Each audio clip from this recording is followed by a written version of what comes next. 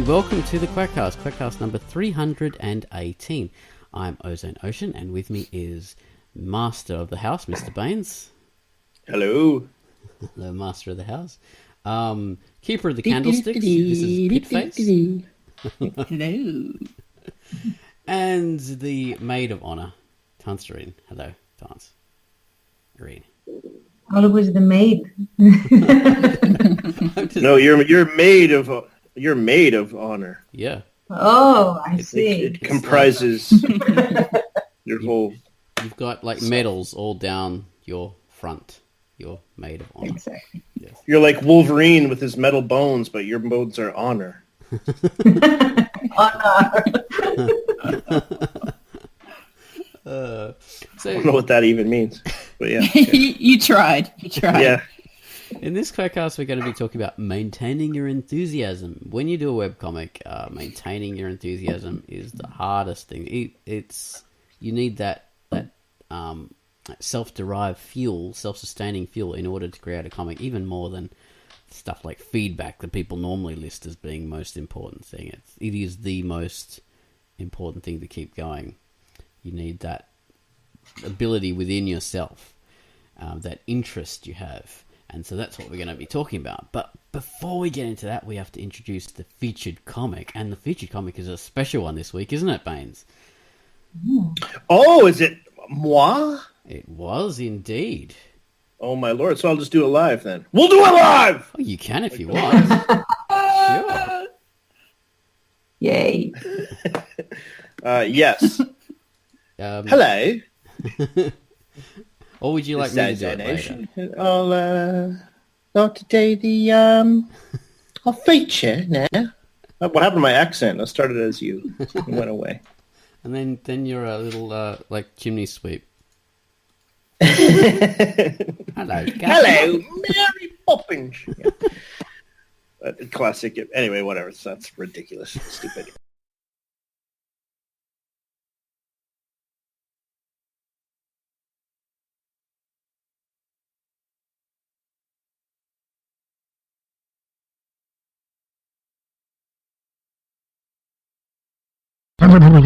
Okay, my feature this week was Yin and Yang by Tony Elpson.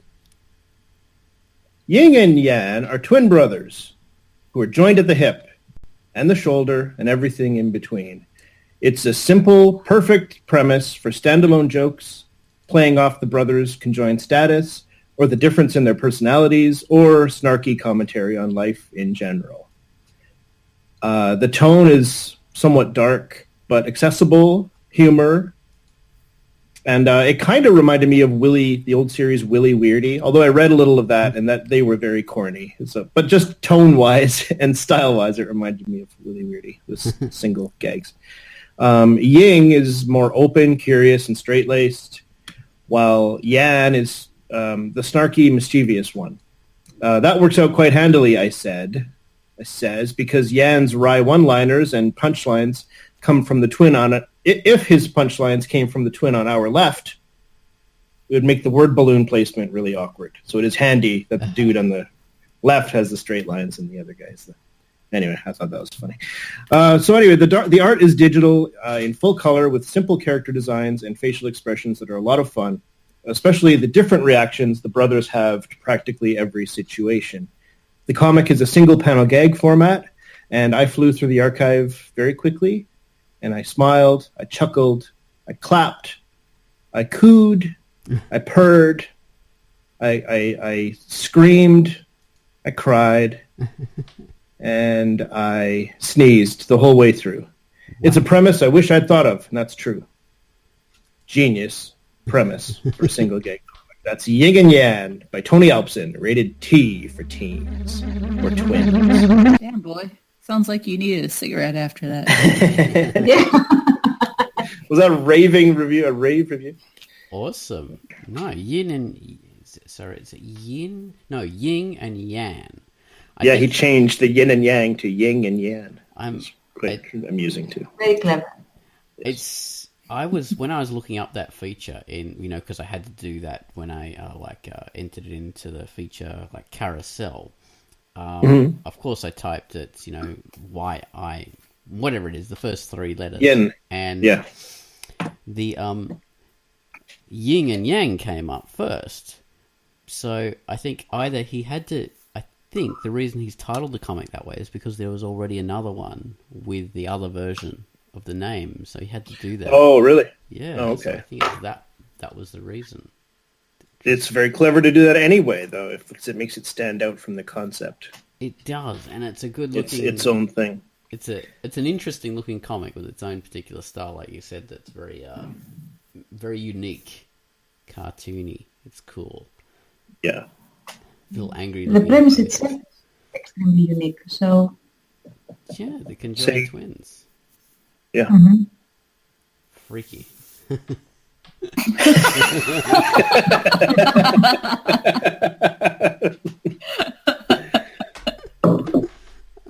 Well, I mean, not to be prejudicial to any conjoined twins out there, you're not freaks.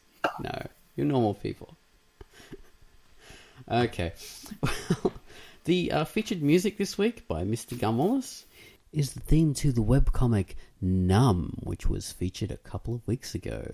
This is the sound of a long road trip under the burning sun in the hot, dry, dusty desert air and on into the cold night through a desolate city lit only by retreating streetlights. Progression, but where to?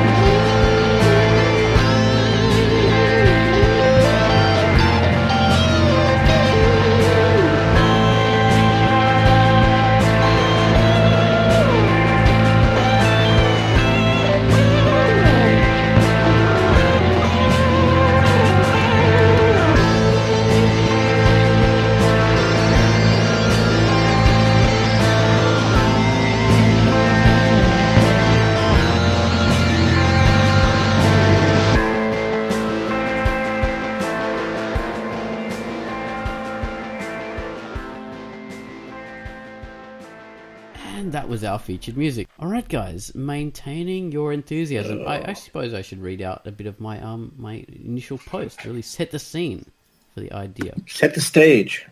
Yes. Give us an enthusiastic exposure. Exposition. Fuck. I'll make sure it's reorganized, yes. Yes. I think the most important thing when doing a comic is enthusiasm, maintaining your enthusiasm. A readership is nice and feedback is great, but you really have to do your comic for yourself, not for other people.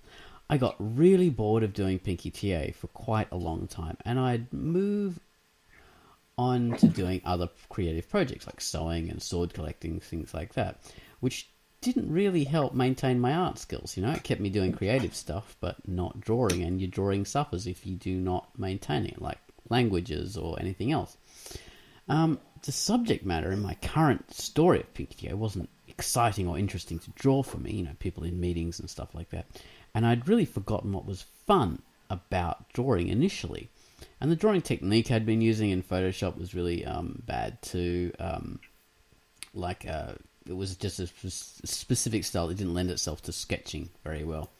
And that quite messed me up. And yeah, it sort of affected me a lot more than you'd think.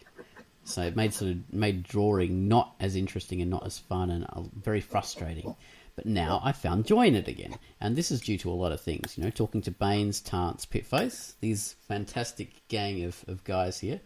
about various drawing things on the Quackcasts. We talk about technical stuff, drawing hands and expressions, and and angles and all that kind of stuff, and that sort of came back to me and made me really think about what I like about drawing and all the fun kind of technical kind of things that it entails. So I like that. I started using the old brush style again. I just, reset mentally and started drawing the way that actually worked, and stopped being so lazy about backgrounds and things like that. I'm actually putting more work into what I'm doing, and it's a great deal of fun. So I put this up in the Drunk Duck forums and also on Facebook, because I thought this is an interesting thing to talk about, and I got a little bit of feedback from other people talking about how they maintain their enthusiasm or their counterpoints, as Mr. Bravo is want to give us. Oh. So, yeah, I should talk to you guys a bit about maintaining your enthusiasm. So, how do you guys go about maintaining your drawing ability, or your not drawing ability, but your enthusiasm for doing your comic? Thanks. Since I haven't done a page in months, I'm very excited to hear how people do it. I mean, it should be interesting then. It should yes, help you a lot along. Exactly. All right. What about you, Tance? You posted in Facebook about how you haven't had a problem with that yet. No, I wasn't very helpful in my posting, because I said that I actually never had issues with maintaining the enthusiasm. I was having issues with maintaining the enthusiasm and not maintaining it, but transcribing it on the page, because often the images that I have in my head are very, very hard for my skill level to put on the page. However, still it's a challenge, and it's something that works a little bit like a puzzle. I mean, the issues that I struggle with. Yeah. But to go to your original question, the way that I maintain my enthusiasm is that I already have the story completely in my head, and usually the most exciting part is towards the end, so I want to get there. Yeah. So I really don't want to give up the story before going there to the image. Like, I have a couple of splash pages in my head that I want to make, or at least get to making, that sort of thing. And that keeps me going. And throughout the stages of the story, there are like these little small arc, quote unquote, climaxes that happen. So I want to get to those pages. Yeah. And that's my main.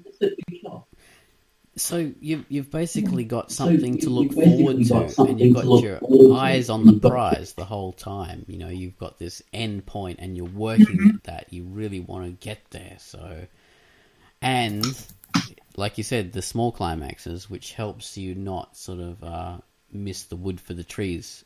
Well, miss the trees for the wood, so to speak, because you've got these things you want to sort of show as well. These little high points as you go, which that's an excellent way to do it. You've got the story firmly in mind, but yeah, translating it to the page can be a bit of a challenge often. That can trip you up very much so.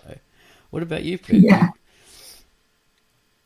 So, similar to what Tad says, I mean, as long as you've got things coming up in your comic that interest you in doing, like a scene, say you're into a fight scene or something coming up, I think that'll really help you keep engaged. And, if you're into it, there's a good chance that your audience is probably going to be into it well. But another thing I recommend that I've been finding lately. So like I said, Putrid Meat is coming to an end soon.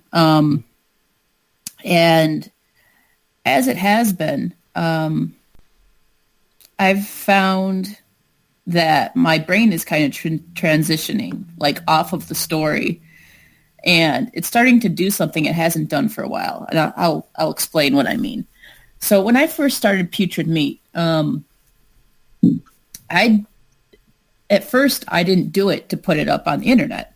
I did it because I had the story in my head. I thought it was funny, and then I kind of put it up on the internet as an afterthought. A lot of times when I came up with the story, it was purely things that made me laugh, made me, I wasn't necessarily worrying too much about its presence as a public presence. So what's going on now is I asked myself a question the other day. I thought, what would it be like if I kind of did that again? Like if I had a comic that I didn't plan on putting online. Not necessarily that I will never put it online, but if I went in again with that mind frame that I haven't had for a long time, that I'm not going to publish anything. Because for a long time, every page that I make, my plan is to put it up for people to read, So what I have now is this big black sketchbook. And I've decided the whole thing is purely going to be for comics and any comic that I want to make on the fly. And if I publish it, cool, man. But so it's kind of my experiment. And I'm finding I'm having a lot of fun with it. Like I sat there the other day, and for the first time in years, like I just got this flood of ideas, like little tiny episodic story ideas with different characters and stuff. And it was just so cool. So long story short, like I recommend, like if you haven't had a comic like to yourself for a long time, where you just think of what you want to do with it, try having something like that, even if it's just a little side project for yourself. It's really fun. And it's kind of reinvigorated me, I think. So. Oh, wow. Wow. Yeah, that's a really good idea, actually. Yeah, that's an interesting point. Yeah, it's like I said before, it helps you with that self-sustaining part. It's work. And actually, I'm going to give it a shot and try it myself, because Vidra did suggest it, but I'm going to do it differently, in the sense that for me, comics have always been a medium of communication, so I cannot really picture making something that I do not intend for others to read. I cannot put my brain into that mindset. However, there is some other kind of practice that I haven't done in years that I think I can't do if I intend to showcase the stuff that I will be drawing. And what I'm going to do is I'm going to have a similar sketchbook, but it's going to be only for practice. Like little doodles, little things that interest me, or that when I'm sitting out in the balcony, I'm going to look at and just sketch. And it's going to just be for practicing drawing and how my own hand sort of fine-tunes itself in fine motor coordination, let's say, in making certain things, without caring if it comes out wrong, or it looks bad, or it's weird, or whatever. And I think that is going to help me get a bit more fluency, let's say, in how I actually make my comics afterwards. So I haven't done that for, I think at least 10 years. Wow. So I'm going to try it again now. Just that. One of the things I found, just talking about your idea of, what you said about when you have trouble like visualizing things that you don't know if you can actually draw them. I've always had this thing where if something's hard to visualize, or if something's like, I think it's beyond my artistic ability to render, I have this thing where I force myself to do it anyway. So if there's like a really hard like view, like a foreshortening or something I've never drawn before, I force myself to do it no matter how long it takes. But the problem is I've gotten really stubborn about using reference, which that's an absolute last resort, which over time has increased to a huge amount. In that, I'll be drawing a scene over and over and over again, trying to get it right. You mean stubborn that you won't use a reference, or yeah. What did you mean? Okay, stubborn that I won't use a reference, that I have to get it right from my head, which is incredibly stupid. No one does that. Only idiots do that. No pro comic artist does that. No one.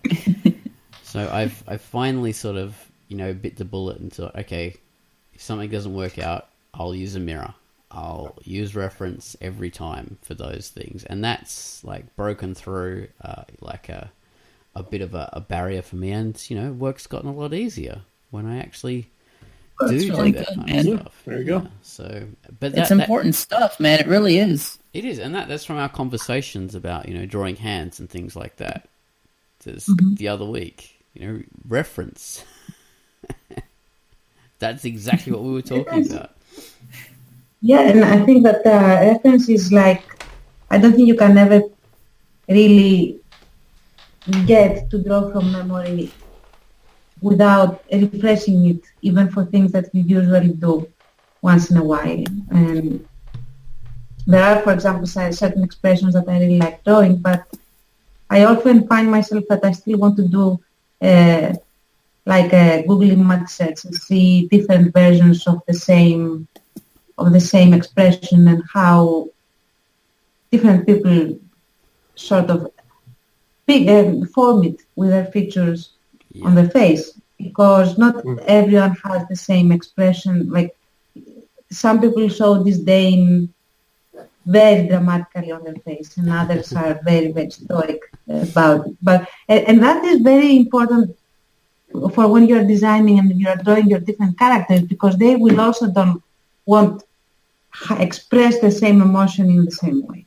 Yeah. And that is also like going back to the quirk thing, that it's going to make your characters be different if you allow them to emote differently, even in their expression.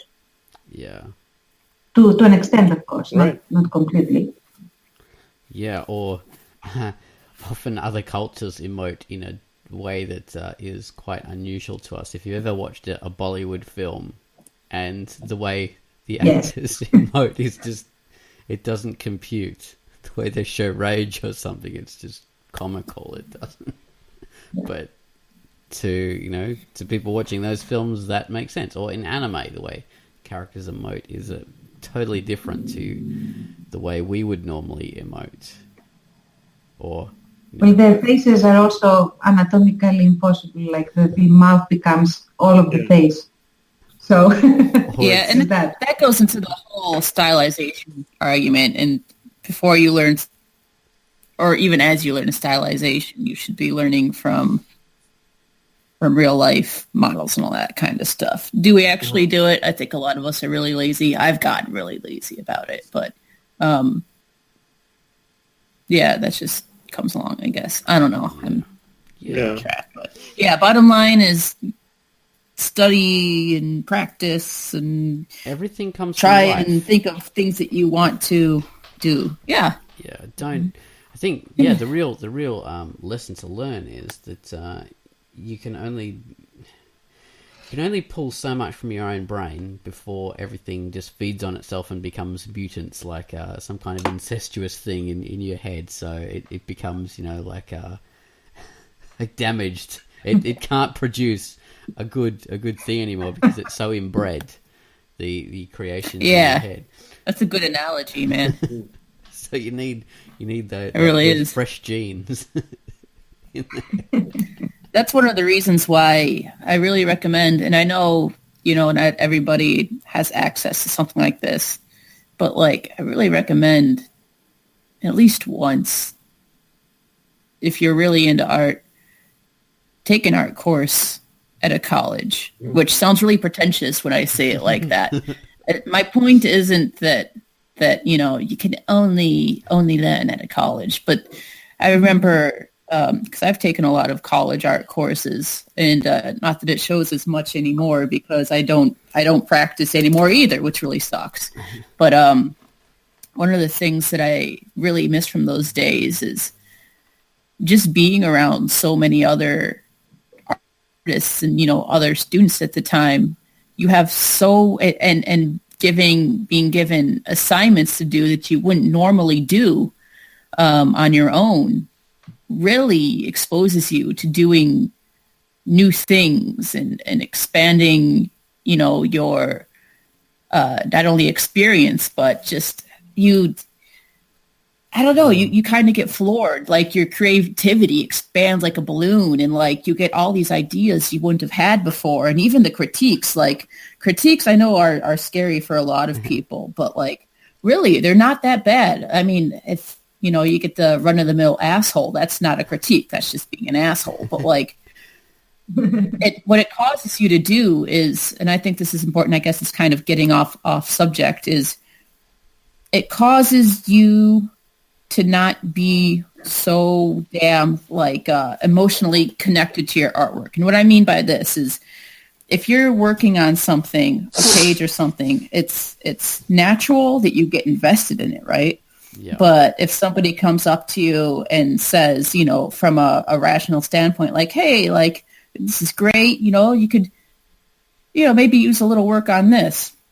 It could be hard to separate yourself from that comment emotionally because we're so attached to the piece. Yeah, we're invested in the pieces that we do. We're attached. But in order to grow as an artist, you need to be able to think more critically about what you do. So I think critiques helped me too in that way, to be a little bit more or a little bit less like, well, yeah, I did this because I happen to like doing it this way and fuck you. And so anyway. Yes. I would also add that, that you're very right. And I think that maybe doing an art course grants you that because it also offers you an assertion and a certainty, assuming, of course, that you have a proper teacher, that you actually can improve in your art. Like, this is not your ceiling. And you do have more in it, and you have more room for expansion, let's say. And so being told what to correct is not as threatening because you can correct it and you can become better, and it's just a process. Whereas perhaps if you get critics like that, especially critics that might also have a bit of an edge in the way that they are saying,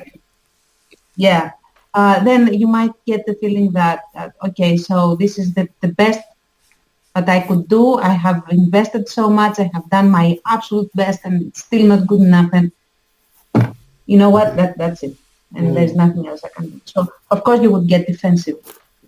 Yeah. Well, yeah. And after as a reaction. Oh, absolutely. You'd get defensive, and you'd have every right to get defensive. But I think that also is part of the process, especially of being an artist. If you're going to publish things, let's be honest, there's always going to be assholes. 100%, there's always going to be assholes. And if you can manage to get yourself past those first few times when somebody's like, well, this sucks, because we've all gone through it, and we all will go through it. So if you can get past that, if the way I look at this, if you really have a passion for it, you can get past that shit. You can get past it. You could keep on, and you can become better. I know it's hard when somebody really takes, especially if you're just starting off as an artist, that can be really, really damaging. But the thing is, the fact of the matter is that if you want to persevere as an artist, you have to be able to continue on after someone dumps on you. You have to.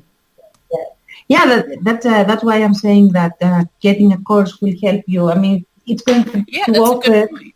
more capacity for you to actually do that without needing, like, for example, I remember when I was really, really young and I was just starting writing, I got, like, when you complete your first story, like, you start several stories, but they never get completed. When you complete your first story, it's like a crowning moment of achievement. It feels amazing. Like, this is my first story that I have finished and everything. And then when someone comes, and that's what happened to me, and tells you that, you know, this is like the biggest trite that I have ever read in my life. Someone said that about your first story? Yeah, of course. Wow. Of course. and now in retrospect, that because I remember exactly what this story was for some reason. I have forgotten tons of stories that I have written and what I said in them. But that one I remember very well. And in retrospect, it was okay. Objectively, it was. But I was also like 12. Yeah. So I found myself unable to write for, I think, 3 or 4 years. And I was 16 when I tried it again. So what I'm saying is that if I had the professor that would say, you know, you need improvement there and there and there, but these are the good things, and, you know, continue. And I want to see the same story, you know, in a week time, and you know, I want to see all the improvements and everything. Then I wouldn't have been allowed to stop, and that would have helped me do what Deirdre said. So Yeah. But the thing is, you did return to it, which is important. yes, of course, because I had a passion, as you said, and I couldn't not write. It was agony not to write. So I said, you know what? The hell with it. I'm going to just write my type anyway. So yeah, that's how I got back into it, and then I actually started working on my craft, and, you know, and here we are eventually. Yeah. So, but yeah, that's the thing is that coming from the field of psychology as well, it's not that hard to douse someone's passion for a very long time. Yeah. And if you and what I'm saying to people listening is that if you can protect yourself from this, you can just have a better experience. That's all I'm saying. It's not that you won't get there eventually. Yeah, very much so. Really, You've got to protect yourself, and motivate. you've got to, if you're the one giving critiques, you've got to do it in a way that's doesn't snuff out the flame of creativity or passion. You've got to be very Do mindful. it in a way that's People productive. need some kind of forward momentum in order to continue working. If you Yeah. destroy that, then there's no point. Your critique is valueless. 'Cause if you stop someone creating, then there's no point in giving it. So Unless you want to do that, very important. then you have achieved your You can't hear anything, guys? What was that? Hello? I'll pause. I said unless you want to actually. All right. Sorry for that. At the same time, if you do get slammed, if you get, like, Yep. if someone is unsupportive or nasty to you or whatever, or to what you're doing, that can sometimes be fuel too, you know. So you get mad. You want revenge. Yes. Yeah. I'm gonna do it. Like, I don't care what you say, you know. Revenger. Yeah, You want to prove them wrong by doing better work. exactly. Yeah. Yeah, you want to come back and just there's a lot of good songs. That's a like good that. way to react to it. So yeah, definitely do that, people. Well, Because people are going to say what they're going to say, and like the harder you're working on something, and like the farther you go, the more criticism you're going to get, you know. And it will not all be constructive criticism. Most of it No. will not be, probably. Yeah. Most of it. Yeah. There'll be people just out to to shoot you down because you're popular and they're jealous. Exactly. It's like high school, Even- man. Like that. It's just like high school. Just don't pay attention to that bullshit. Yeah. Yeah. but don't use Or that. use it, get pissed off. Anger is an action creating True. emotion. Yeah, man, pull a carry. Pull a carry, exactly. Don't destroy the school. Don't shoot up the school. But don't Do your use thing. Don't Sit use down, those- do your thing, and but don't use those justifications as a way to shoot down valid criticism. Though you can't go, oh, you're just Yeah. jealous. Yeah, you've got to That's important. be able to sift those. And also don't be yeah. don't rest on your laurels, as we would say over here. If people always tell you that, oh my God, it's amazing, because sometimes they just do it. That can be worse in a way. Yeah. Yeah. Yeah, if the positive stuff points you in the right direction, it says, oh, this is amazing, and that helps you learn what is best about your work, that's good. But if they just go, this is amazing to everything, then it's useless, because it doesn't really... This is amazing. This also is amazing. This, by the way, Amazing. amazing. That gets... I mean, that could get annoying. Have you ever been around someone like that who was just Yes. like I remember I'm right here. I'm the there one was who this one does teacher that. that I had, and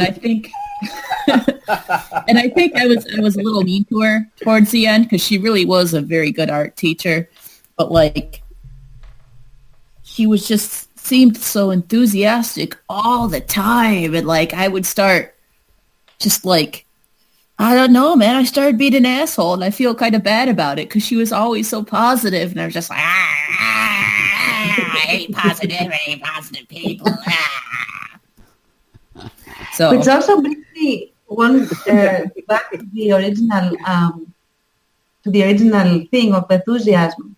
I think that if you and going to also to incorporate a little bit of what Deidre said in the beginning, that you have to do your project for you first of all, and all that if you consider it like until you finish it, that it is a working project that you aren't actually already doing the last performance on, in a sense. I don't know if that makes sense. Like It's not the when final as draft. I'm making Without Moonlight, I don't feel.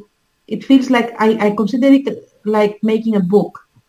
Yeah. When you make a book, it's when you finish that publish it, and people get to read the entire thing. Right. Well, not in one go, but I mean at their own pace. So what I consider Without Moonlight in the same manner. Like I am making something that is supposed to be read when completed, and any feedback I get right now is from quote unquote beta readers, and it's very nice, and I like it, and I want it, of course, very much, but it's secondary to the goal of finishing a book. Yeah. It just happens to be illustrated. So, Oh, that's a good way of looking at it. yeah. It's a good way to think about it, yeah. Makes sense. They're not criticisms of the final piece. They're criticisms of the story so far. That's Yeah. a good way of looking. and that particular glimpse in it, even, because I think a lot of times when our readers read our comics, especially when it takes so long for us to update between pages, the pages turn into kind of like little islands within themselves. Like a lot of times people are looking mostly just at that page, and I don't think always at what, the story that came before it. So, Yeah. but Yeah, exactly. So you can... The importance of it can sort of increase a bit too much in your mind. But what do you guys think about? So we've talked about doing a comic for yourself, which I'm a strong proponent of, but that becomes harder. Say, for instance, when you're somebody who takes commissions. I mean, you could still pick and choose your projects, but still, do you find it's harder usually to get into commissions? I certainly do. it can be, yeah. But like as a working graphic artist, I have to do this like all the time, like constantly. I get an art brief and have to do a piece of work. So I have sort of worked out some techniques about that. So what you have to do is get all the materials and all the information possible that you have to use as part of it. You know, in graphic art terms, that's the right fonts and colors and style guides, you know, knowing how the logos are meant to look and how you're not meant to use them and all that. You have to get all that in one place. So you have to know all the imagery that they want to use. You have to have some kind of a detailed feedback about what they actually want. And once you've got all that, then you can start the work. You can start the job. And still, it's not easy once you've got all those pieces arranged, but it makes it easy once you've got everything. But after that, then you have to come up with a concept or some, you know, like the thing that they want created.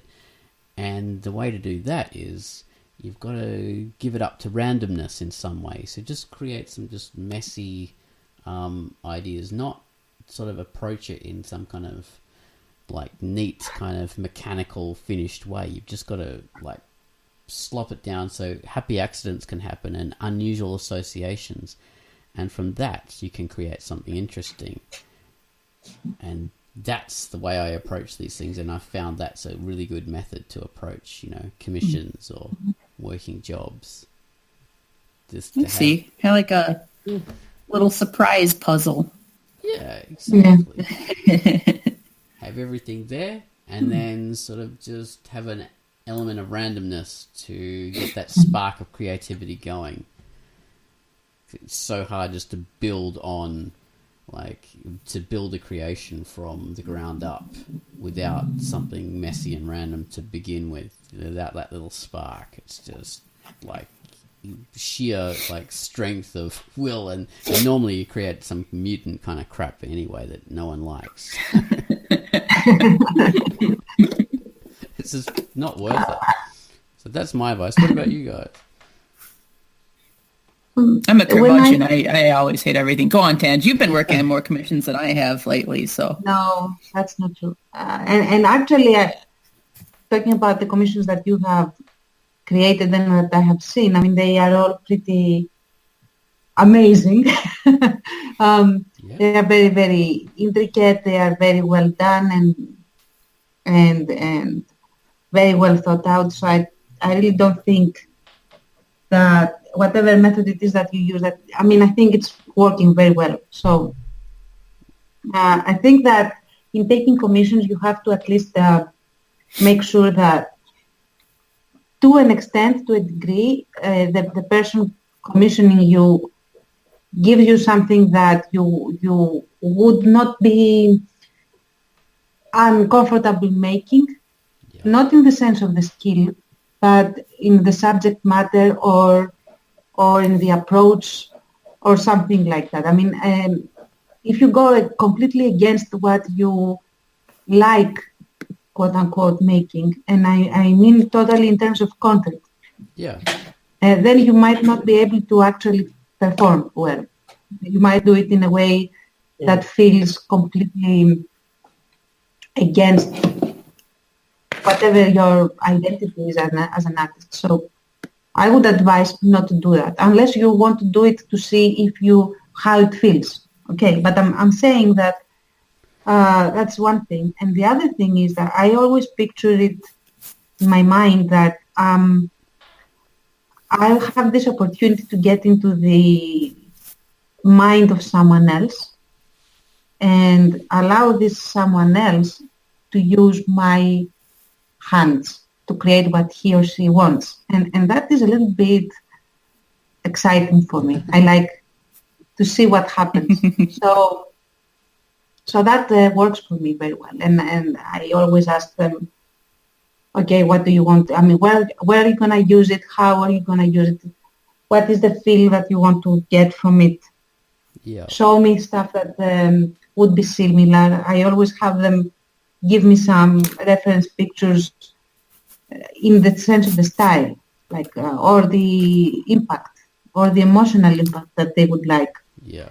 And then after I have these ideas in my head, I completely ignore all of those and start working on that. And that works for me. Yeah. Yeah. What you were saying about, having someone, use your hands to create something, it reminds me of a Hyena Hells post a couple of weeks ago or last week, I can't remember when it was, but she posted a thing about working in another artist's style, or, copying work in order to learn the way they produce and they characterize. And often trying another artist's style can sort of be similar to that, what you're talking about, letting someone take over, because you're letting, this is different from commission, but you're still letting someone else, or going into their style and creating something in that way, and that can be very liberating and sort of free you up and make you more creative, because you're doing something in an unfamiliar kind of way, working out how to do it. So yeah, that's an interesting point, I thought. But so would you guys want to read out some of the things some of these other people have written? There's not many, but Baines is shut himself off. So Tance, do you want to read out the thing by MG78? Probably doing something gross. I could. Yeah, I'm using my hands with somebody else's brain to make them feel. Is it erect? Oh my god. Wait, we start from the bottom, don't we? With these posts? That's weird. That's exactly what the other person just said. No, I think in the forum we start from the top, don't we? Yeah. Yes. On news posts we start. Oh, I thought we were at... Why are we... Oh, fuck's sake, you people don't tell me anything. I was on the Facebook? The news post. Oh, there is no news post for this. I was... Wait a second. It's a Maintaining your thread. enthusiasm for your comic. Oh, yeah. Oh, yeah. Well, I don't know what's going on. Go on, you guys. Go. Fine. So MG78, Okay. Yeah. He says, or she says, my main problem is to find free time, quote unquote, to draw, ink, whatever, rather than maintain enthusiasm. And I mean, get back from work and keep working to my comic doesn't fit very well for me. Well, that is about maintaining enthusiasm, really, because when you're working, that destroys your momentum, your forward momentum. So it's hard to continue, creating a comic when you've got that in the way. So I think we've all been to that point too, where like, man, it sucks when like you do get that enthusiasm and that urge to draw, but you're in the middle of like an 8-hour shift. And you're like, fuck, and then you get home and like that urge is gone, and you just want like, I just want to drink a beer and sit back and like not do nothing. That sucks so bad. And you have Or when you have the enthusiasm and your brain is on, I don't know, steroids or something, and amphetamines, and your body is completely burnt out and will not move, and there is absolutely no way to get to the whole mood and position physically to start working. Your brain is going and saying, no, do that, and your hand is like 10 tons. Yeah. When you're really tired and coffee won't do it, there's nothing that can give you enough energy. You can eat all the sweets and have all the sugar and everything, but you just have to go to bed. Or even worse, when you've got the energy, you've got the like your brain's on fire, but you have to go to bed because you have to get up for work the next day. So you think, maybe I can just pause my brain and I'll get back to this same level of creativity when I get home tomorrow, and it doesn't work that way. You can't pause it. Yeah. Or even worse than that, you have the energy, you're still awake, you have the time, and you don't have to get up the next day and go to work. So you're totally free. See, I don't have anything. I was just trying to one-up you. I guess that would be pretty good if that all happened. Oh, God. Well, as a reward for that, you can read out Bravo. Okay. Okay. Bravo. Bravo says, a person I met in a creative writing class described his enthusiasm for writing as masturbation by pen. I don't know what that word means. Without a reader or an audience, you do it by yourself and for yourself, and it often leaves you feeling very empty. I have a love-hate relationship with this whole comic creating thing. I hate it, but I get that occasional rush of joy when something comes together, and that keeps me going. When I took time off this past year, it was calling to me the whole time, and even though I wasn't posting pages, I was writing scripts. At times there is enthusiasm when working on a new idea, but all so often it is lonely drudgery. That was a perfect word for that accent. That was awesome. Happy accident. Dress up it up, dress it. Oh, wait. Dress it up any way you want, and I'm still just playing with myself, and it is ultimately. That's awesome. So Oh my silly. God. So silly. It's ultimately a futile diversion, but it always reels me back in. You can't quit it. Can't quit you, baby. I can't quit. I wanted that post to continue so much because I was just enjoying that. That was awesome.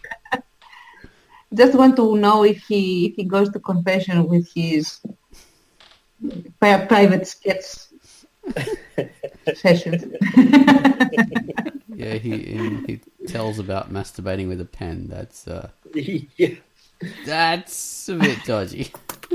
Pretty He's unambiguous. just trying to provoke a reaction from the vicar or whoever is on the other side of that screen. The vicar? I think that's I the don't wrong know. church, but I think so. The the rabbi, the imam. the imam. Yeah, that's the one. Okay. Okay, and my response to Mr. Bravo was, I think that's ultimately wrong in my experience. Work created for yourself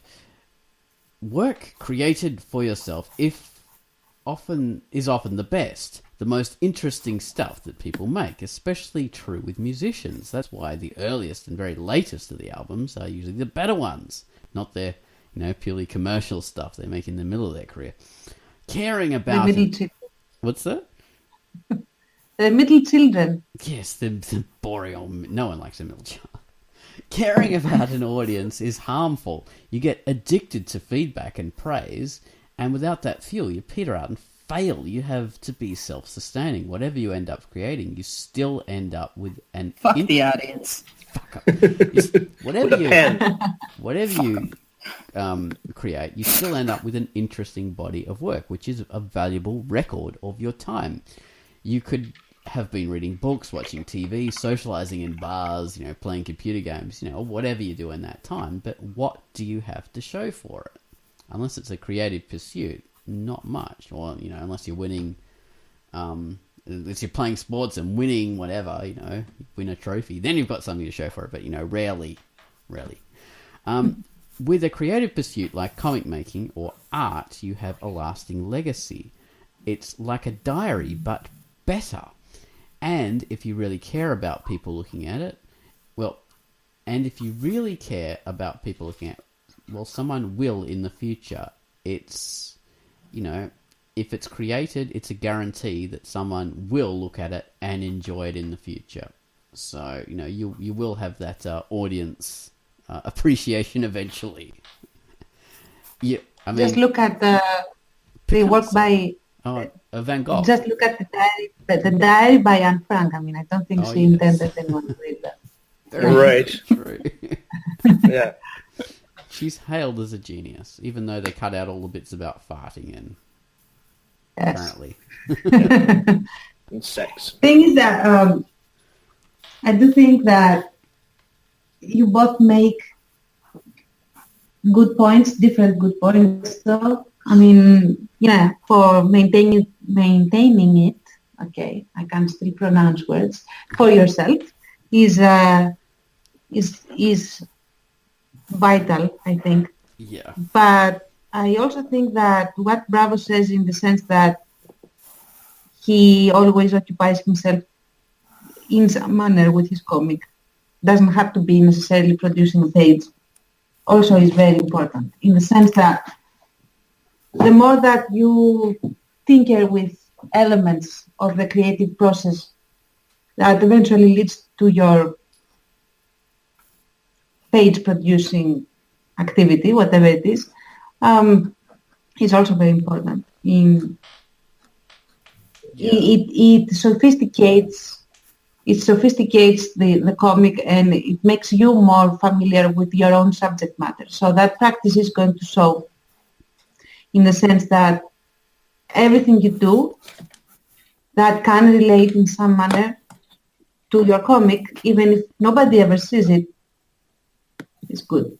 Yes. I think that was a point that Bravo made. Maybe. Anyway. Maybe. Well, Yeah, I agree that you both make good points. Like sort of having an audience that you care about the notion of people seeing it is probably going to make you work on it harder, clean it up more. At the same time, like what Pitface talked about in the beginning about having like doing stuff just for yourself, so you get that kind of audience potential critic, crowd-pleasing thing out of your mind, and you're just kind of letting yourself do what you want to do. That's like super valuable, I would say. Even if you never intend, like because you never intend anyone to see it, so you can kind of do what you want. And of course, building up your chops and your skills. Yeah. As a writer, as an artist, sort of stuff that you won't show people is super important. To read out Bravo's response. Somebody?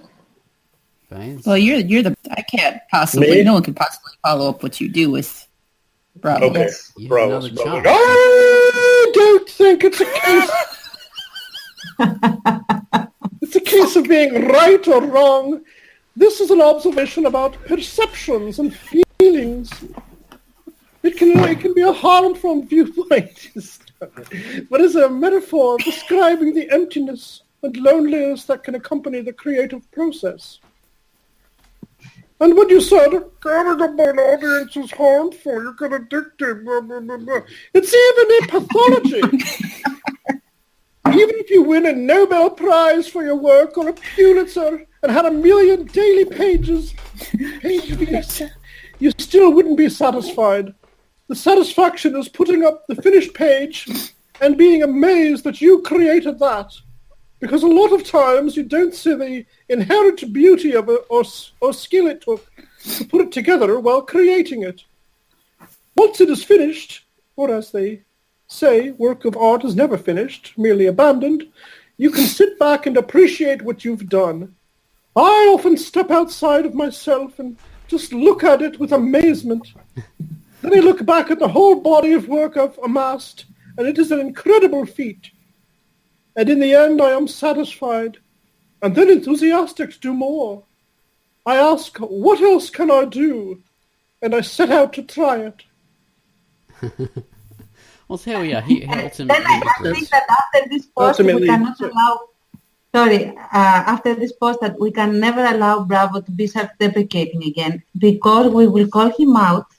Yes. For being false. Satisfied and enthusiastic. I was thinking that as I was reading it. It's very nice just to read Bravo, like actually satisfied with like all that incredible amount of work he's done and lots of great stuff he's done. Because he should be happy with it. Finally, he's growing up, our little Bravo. Yeah, it's a good catch, Ted. That self-loathing is diminished a little bit, maybe, in poor Bravo. Or it's just, it's not even true or something. That's good. Yes. It's punctured. It's the Bravo spring. Yes. Behind the veil of Bravo. But it is also, I think that he does have a point on the fact that as a creator, you should sometimes not step back, but go right at the beginning and read your work from the start as a reader. and because often, especially when we do comics that span a lot of years, because we might never update or we, all sorts of things, you might sort of slightly forget the sheer impact that your narrative has as a completed work, up to the point that it is. Mm-hmm. So starting to read it from the beginning and getting to where you are might also motivate you to continue. That's true. And keep you, having your own hand on the pulse of this live entity that is your comic, because it is its own creature in a very, very, very substantial way. So, at least for me, it is. Yeah. The characters have been doing stuff I never thought they would. So, pick up those hidden like undercurrents and stuff like that. You think, oh wow, I didn't realize there was this happening, and now I should capitalize on that part, or I didn't realize that aspect of the character was a thing. The audience been seeing that, not telling me, the bastards. So, it helps. It really does to help to read it. Yeah, because you just, this stuff just goes out of your head because you take so long to do these damn web comics. We have a very short post by Used Books. Would you like to read that? I'll take it. Oh, okay. Sneaky sausage. That's what your mom said. Okay. I start out creating for myself, but I end up feeling like I keep going, not for me or an audience, but for the characters. They live in my head. They torment me.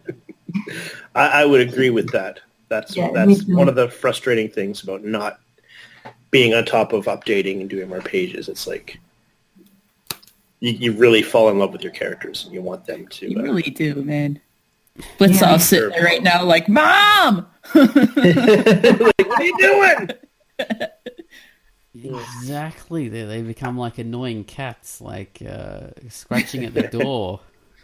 Yeah. You're adorable, baby, but shut the fuck up. Yeah, that's true. Your characters have to have their life, and they can't have it without you. So you have to get back to them and give them something.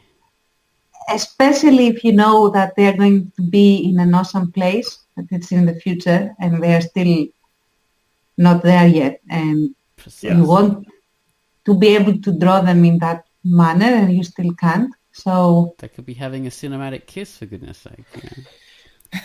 Well, I have a feeling Basil wants that scene. I don't think he cares too much if you don't post the next page for a while. He's like, let this be a thing for a while. It's probably what he's thinking. He's fine with updates right now. That hasn't been for the longest though.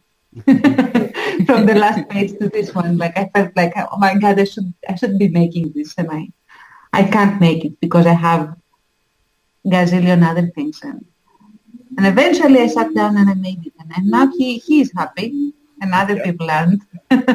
So I wonder if that's kind of like being like in purgatory for like comic characters. Like while they wait for their next pages to go up, they're just like stuck in the same thing for a bazillion years. Wow. They're like out of work actors, when you're not drawing them, they're waiting tables and stuff like that. Got to get a better paying gig. Or if their comic is like a total dystopia and it's horrible or something, then they're happy to get a job waiting tables. Not if they're in the Bottomless Waitress comic. No. Who happen to be all waiting tables which, now. It's been a year since I've done anything on that, I realized. Dude! Yeah.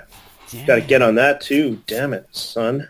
Yeah, they've got to get back to earning their living again, Yeah. They had to go get a job. They had to go get a job waiting tables while they're waiting for us.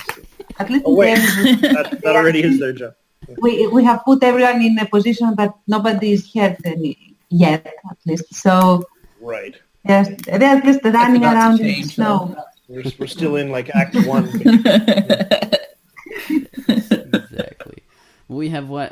another post from Kim Luster. So Kim has responding to my post about, you have to be self-sustaining. Whatever you end up creating is an interesting body of work, which is more a better record of your time than watching TV and computer games and drinking. And she says, I've taken this to heart.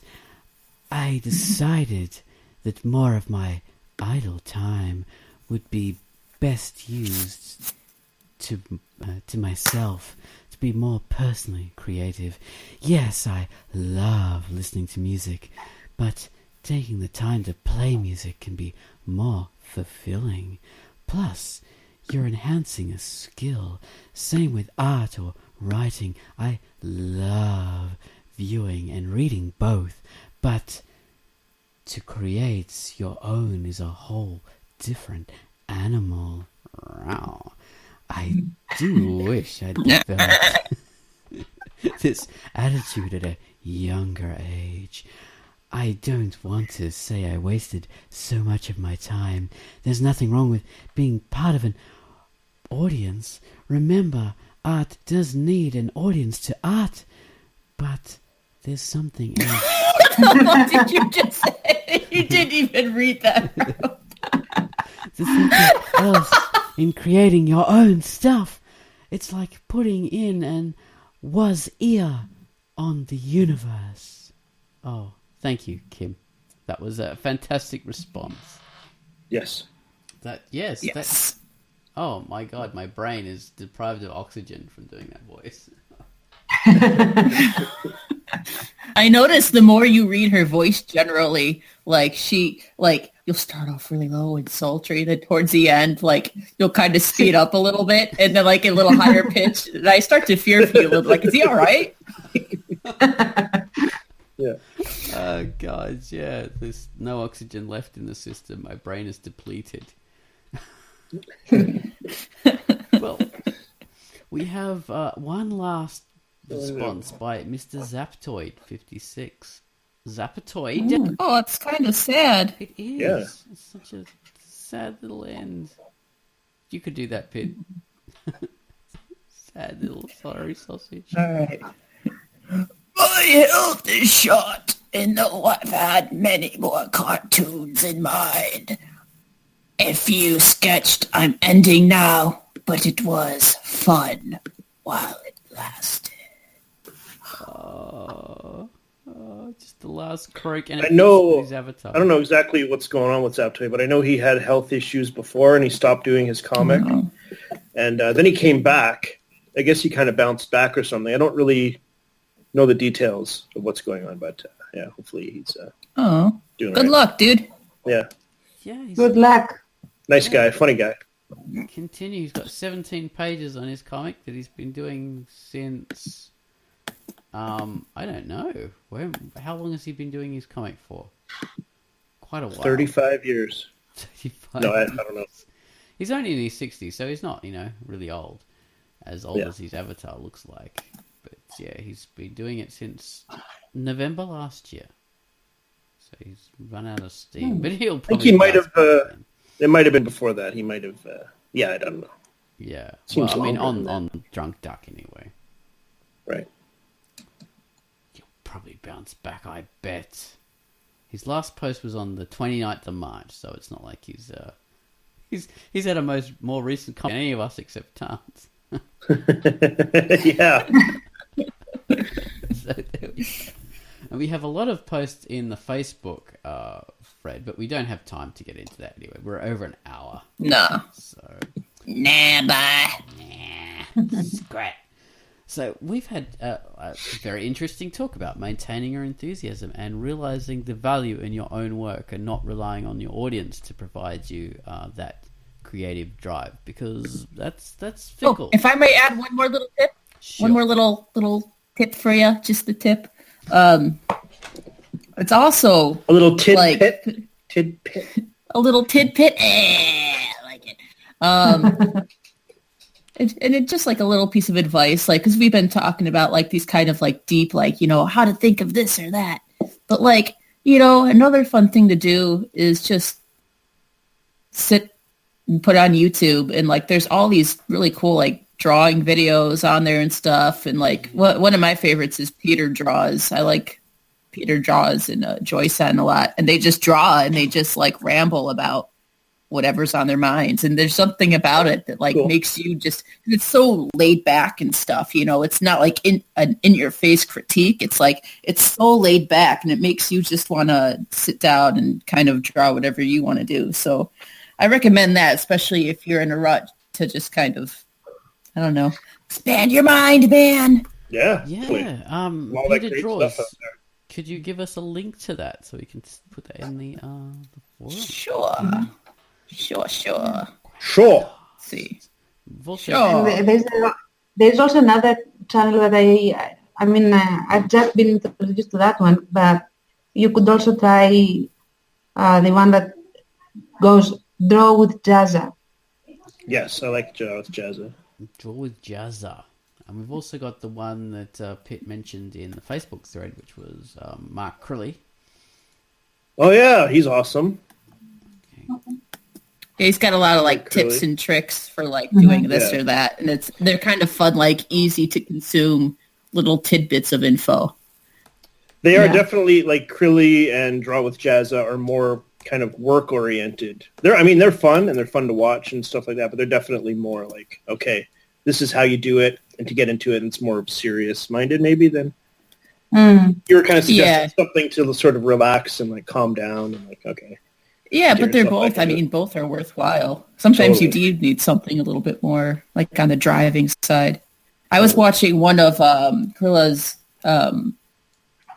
videos the other day. It was something like 10 writing tips and ideas or something like that. And it was really simple stuff like, think of, a genre crossover. Well, he didn't say good, but, genre crossover, or he throws these little things out, and I was just like, "It's a good idea." Yeah, and like I was writing, man, like I think that's what kicked off my brainstorming again, honestly, because it was just like little tidbits, like mix this and this, do this and this, like, and there were just cool little ideas that came from it. So yeah, No, that's good stuff. Yeah, things that encourage you to think in different ways from what you would normally think. It really, helps expand your mental repertoire.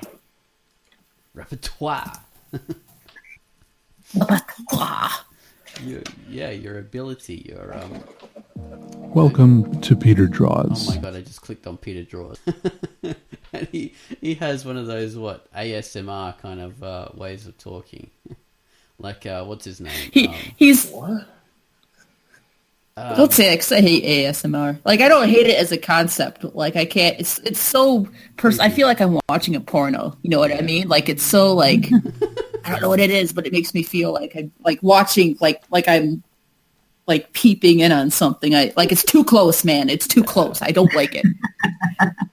It's a bit like the guy that we were talking about Baines the other day, the fuzzy-haired painter guy, Bob...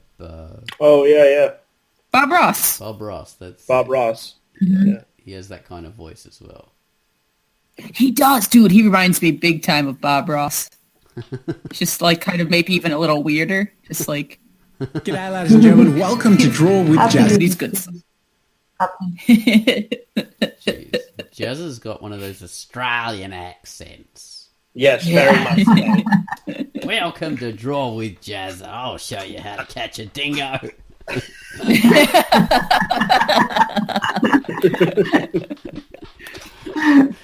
He's one of those Australians.